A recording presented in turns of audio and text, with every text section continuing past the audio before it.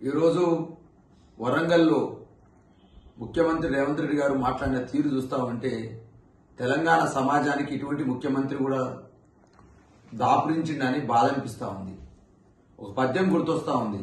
ఎలకతోలు తెచ్చి ఎన్నాళ్ళు ఉతికినా నలుపు నలిపే గాని తెలుపు కాదనే పద్యం గుర్తొస్తా ఉంది. రేవంత్ రెడ్డి తీరు చూస్తా ఉంటే ఎన్నాళ్ళు చెప్పినా ఎన్నిసార్లు చెప్పినా అదే మాట అదే భాష. ఇవాళ అబద్దాలకు అంబాసిడర్గా రేవంత్ రెడ్డి మారిండు.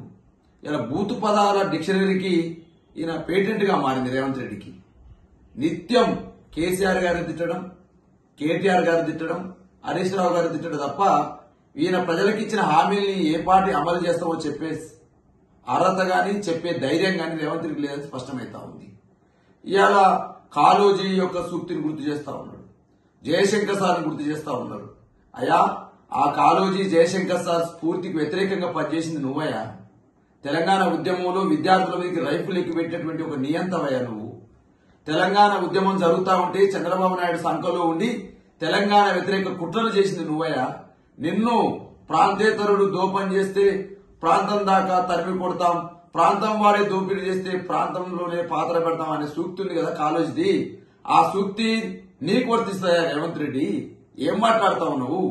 ఒక తెలంగాణ రాష్ట్రాన్ని సాధించిన స్వాప్నికుని కేసీఆర్ పట్టుకొని ఇష్టం వచ్చినట్టు మళ్లీ వరంగల్లో మాట్లాడతావా? కాళోజీ బాధపడతాడా నీ మాటలు వింటే?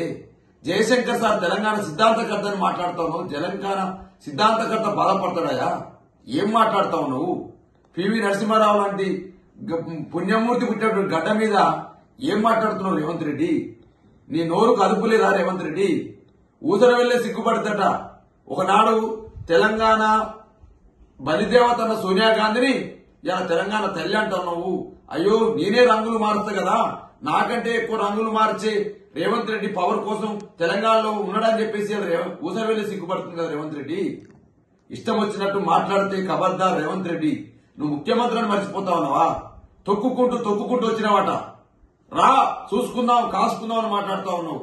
నువ్వేనా బాడీ బిల్డింగ్ అసోసియేషన్ కి భారతదేశ అధ్యక్షుడు ఏమన్నా, లేకపోతే ఏమన్నా ఆటల పోటీలు నిర్వహిస్తా ఉన్నావా? ముఖ్యమంత్రి పదవి నిర్వహిస్తా ఉన్నావు నువ్వు. రా చూసుకుందాం, తొక్కుకుంటా పోతా, పండబెట్టి తొక్కుతా, ఈడ్చుకుంటా పోతా. ఏం మాట్లాడుతున్నావు రేవంత్ రెడ్డి? నీ భాష ఏంది? నీ హవాల శైలి ఏంది? ఏమన్నా అధిష్టానం ఏమైనా అక్షింతలు పెట్టిందా? మహారాష్ట్రలో నువ్వు పోయినప్పుడు ఓటు రాతలేవా?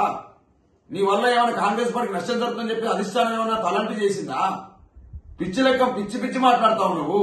కలదాయిన కోతి లెక్క మాట్లాడతావు నువ్వు. ఇది పద్ధతి కాదు రేవంత్ రెడ్డి. నేను అడుగుతావు, నేను ఇది పద్ధతి కాదు రేవంత్ రెడ్డి. మానుకో నీ మాటలు. ఇకనైనా మానుకోని చెప్తా ఉన్నాం. మానుకోకపోతే కుక్క కాడుకు చెప్పు దెబ్బ అని చెప్పేసి ఉన్న సామెత ఉంది. డెఫినెట్ గా ఆ సామెత నీకే వర్తిస్తుంది. కలుదాగిన కోతి లెక్క ఏదో సభ రాగానే మైక్ రాగానే పూనక వచ్చినట్టు కేసీఆర్ గారిని తిట్టడానికి వరంగల్ సభ పెట్టినట్టు కాదు కదా. నువ్వేం వరంగల్ ప్రజలకు ఏం చేస్తావో చెయ్యి.